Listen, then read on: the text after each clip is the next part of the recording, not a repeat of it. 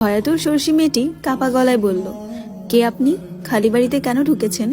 কালো ছায়াটি থেকে কোনো জবাব না পেয়ে পুনরায় ভেজা কণ্ঠে বলল, বলুন না, কে আপনি? হঠাৎ একটি ম্যাচের কাঠি জ্বলে উঠল। সেই আলোয় দুটি গভীর কালো চোখ বিভ্রম নিয়ে তাকিয়ে রইল ওর দিকে। শীতল স্পষ্ট কণ্ঠে চোখের মালিক বলল, আমির হাওলাদার। দৈবাত্য দমকা হাওয়ায় আগুনের শিকা নড়ে ওঠে। হলুদ আলোয় আমির আবিষ্কার করে পদ্মজার দুই চোখ বেয়ে রক্ত নির্গত হচ্ছে। কিছু বুঝে ওঠার পূর্বে কতগুলো কালো হাত অক্টোপাসের মতো আঁকড়ে ধরে পদ্মজাকে, টেনে নিয়ে যেতে থাকে অন্ধকার গহ্বরে। আমির পিছু নিতে গিয়ে টের পেল কেউ তাকে ধরে রেখেছে। সে প্রাণপণে চেষ্টা করলো ছোটার। গগন কাঁপিয়ে চিৎকার করে পদ্মবতী। ধরফড়িয়ে উঠে বসে আমির। ওর হৃৎপিণ্ডের কম্পন এবং শ্বাস প্রশ্বাস দ্রুত চলছে। শরীর থেকে ধরধর করে ঘাম ঝরছে। বিন্দু বিন্দু ফোটার মতো ঘাম জমাট বেঁধে রয়েছে চিবুকে। অসহিংসু চোখে ডানে বামে তাকিয়ে নিজেকে একটি বিলাসবহুল অ্যাপার্টমেন্টে আবিষ্কার করলো। স্মৃতি হাতড়ে খুঁজে পেল 2 সপ্তাহ ধরে ও কুয়েতে আছে। এতক্ষণ তাহলে দুঃস্বপ্ন দেখেছিল। আমির 2 হাতে মুখ ঢেকে দীর্ঘশ্বাস ছাড়ল। বুকের ভেতর কি এক অঙ্কিতা বিরাজ করছে। কেমন আছে পদ্মজা? আমির হাত বাড়িয়ে বালিশের নিচ থেকে একটা ছবি বের করলো। ড্রয়িং রুমে সোফায় শুয়ে বই পড়ছে পদ্মজা। তার লম্বা বিনুনি মেঝে ছুঁই ছুঁই, পরনে শাড়ি গোলাপি রঙের।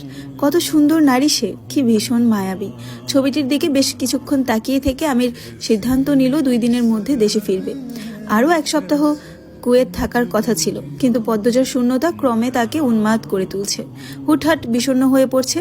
আর দূরে নয়, দ্রুত ফিরতে হবে। তখন মধ্যরাত। 2টি বেডরুম ও ডাইনিং রুম ও ড্রয়িং রুম নিয়ে অ্যাপার্টমেন্টটি।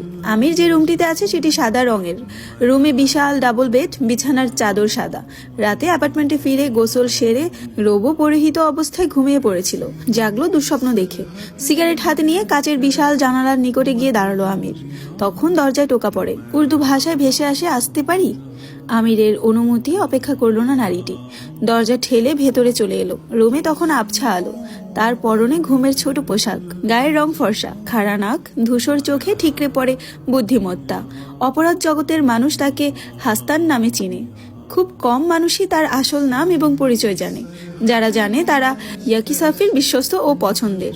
তিনি হঠাৎ সিদ্ধান্ত নিয়েছেন মাদক প্রস্তুত করা কর্মচারীদের মনোরঞ্জনের জন্য প্রতিটি ল্যাবে একটি করে হেরেমের ব্যবস্থা করবেন। সেখানে থাকবে অসংখ্য সুন্দরী নারীরা, যাদের এই পৃথিবী থেকে বিচ্ছিন্ন হয়ে আজীবনের জন্য চলে আসতে হবে। কখনো সেই ল্যাব থেকে ফিরতে পারবে না। যেচে কোনো নারী এই শর্ত মেনে নিবে না। ইয়াকি সাফির প্রয়োজনের কথা কানে যেতেই বেশ কয়েকটি দেশের নারী ব্যবসায়ী এগিয়ে আসে। তাদের মধ্যে একজন আমির হাওলাদার। বিপুল পরিমাণ অর্থ উপার্জনের সম্ভাবনা কি অবহেলা করা যায়? কুয়েত আসতে তার কিছুদিন বিলম্ব হয়েছে।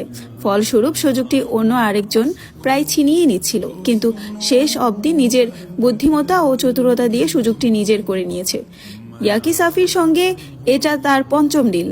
আমির কিছু বলার পূর্বে মেয়েটি তার কাছে এসে বুকে 1 হাত রেখে কামুক চোখে তাকালো। আমির সিগারেট জ্বালাতে অন্যদিকে ফিরতেই মেয়েটি পিছন থেকে তাকে জড়িয়ে ধরে চুমু খেলো ঘাড়ে। হ্যালো, আসসালামু আলাইকুম এভরিওয়ান। আপনারা শুনছেন আমার কণ্ঠে পদ্মমীর গল্পের প্রথম খণ্ড, যেটা হচ্ছে প্রথম পর্ব। এত ছোট দেখে অনেকেই জিজ্ঞাসা করতে পারেন যে এত ছোট কেন। ইলমা বেহেরোজ এত ছোট করেই পর্বটা লিখেছে। আর পদ্মমীরটা হলো পদ্মজা আর আমির যখন ঢাকায় এসে সুখের সংসার পেতেছিল ওখানকারই কিছু অংশ নিয়ে পদ্মমীর সৃষ্টি করা। তোমাদের অনেক অনেক রিকোয়েস্ট ছিল পদ্মমীর স্টোরিটা যেন তোমাদের মাঝে নিয়ে আসি। সো এটা আমি আবার অনেক সাহস করে ট্রাই করলাম।